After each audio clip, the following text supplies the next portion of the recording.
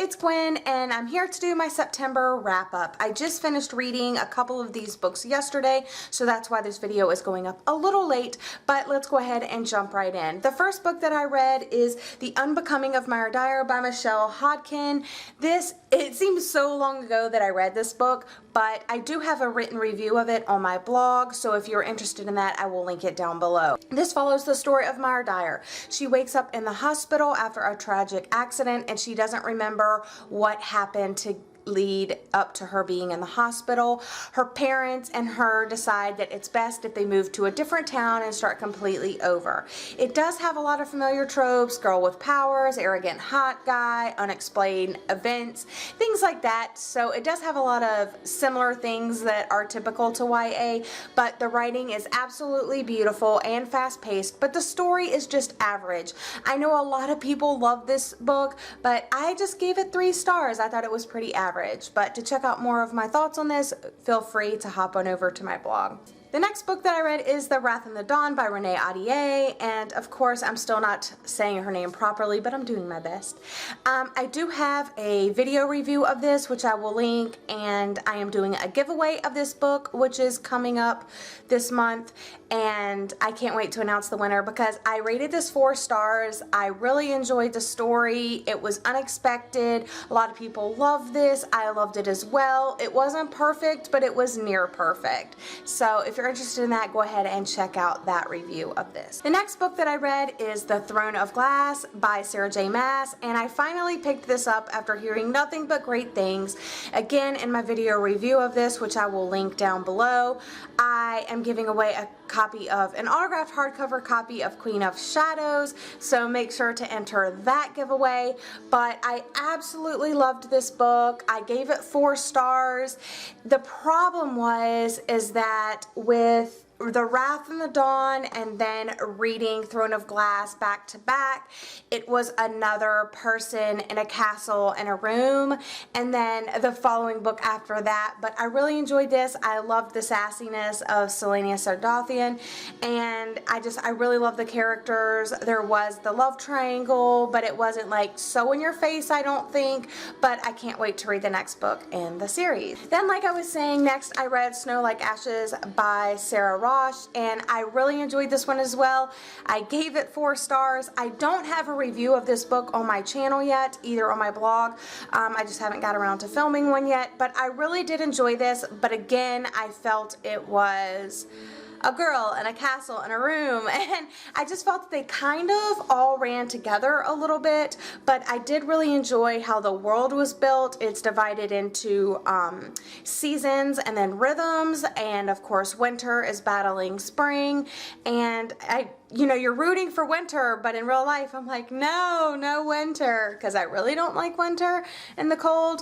I really did enjoy how this book was set up, and I am looking forward to reading the next book in the series, which comes out very soon. The next book that I read is Finding Audrey by Sophie Kinsella, and I received this book as part of my Uppercase subscription box last month, the month before, pretty recently, and I went ahead and picked it up because I definitely needed a break from the girl in a castle in a room thing, so I wanted to step out of fantasy, so I picked this contemporary up, and I absolutely loved it. It does deal with mental illness, particularly depression and anxiety, and I really enjoyed it. I gave it 5 stars. I have a written review on my blog, which I will link down below so you can get my full thoughts on this.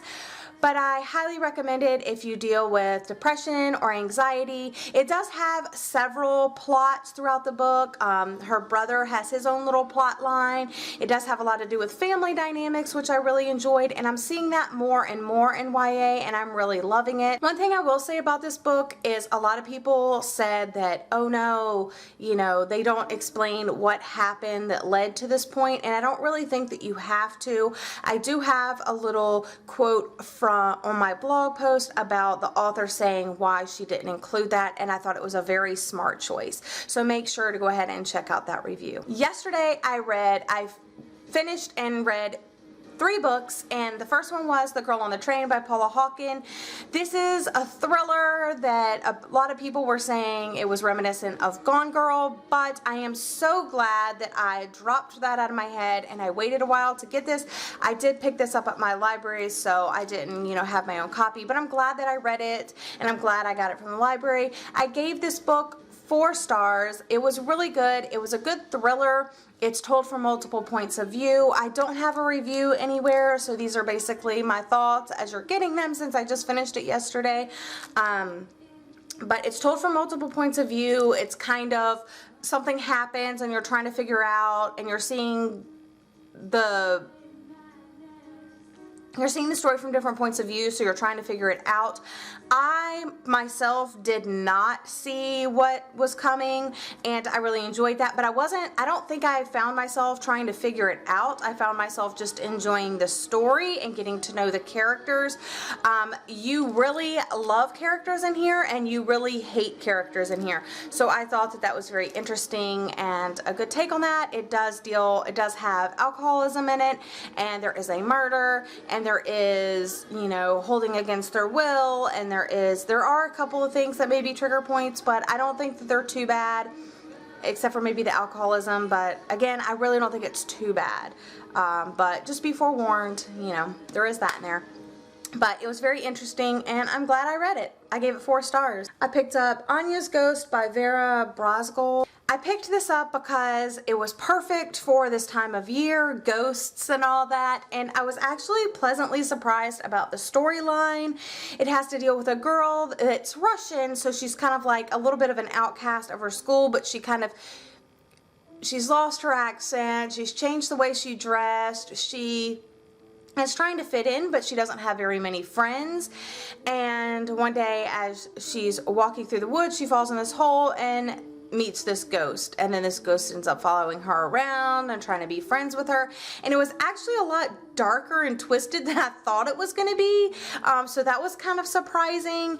But yeah, I really enjoyed this. I gave it 4 stars. I really enjoyed the artwork, the simplicity of it, and I don't know, I think the artwork bumped it up a star. I was going to probably give it 3 stars, but the artwork definitely bumped it up a star. So if you're looking for a quick read, of course I read this very quickly, I would go ahead and pick it up. And I wanted to eke out one more book last night, so I picked up The Tales of Beedle the Bard by J.K. Rowling, and this is just a series of short stories that are like fairy tales, kind of like the Muggles version of Cinderella and things like that. So I forget how many stories it has in here. It has 5 stories in here, and it has commentary from Dumbledore and J.K. Rowling herself, and it's just, they're cute stories. They're little, I consider them little children's short stories or fairy tales. They were very enjoyable. It was hard to rate because they were so short, and I didn't read all of the commentary and things like that, but I overall enjoyed it, and if you're looking for more Harry Potter stuff, you might as well go ahead and pick this one up. So those are the books that I read in September. It was a lot more than I thought I was going to, actually, and I think that's because yesterday I finished Girl on the Train and then squeezed in 2 more. Let me know your thoughts if you've read any of these books and what you're planning on reading in October. I was starting to pull some books that I want to read in October. I did pull from my TBR jar, challenge jar, what I was going to read, and it's to read a classic. So I'm going to try to read Walden by Thoreau because that is my grandmother's, or was my grandmother's, favorite book, and I just need to jump into that story. I really need to read it. So that's all I have for you today. I hope you've enjoyed. I hope you had a great reading month in September and an even better one for October. But that's it for today. I'll see you again soon. Bye!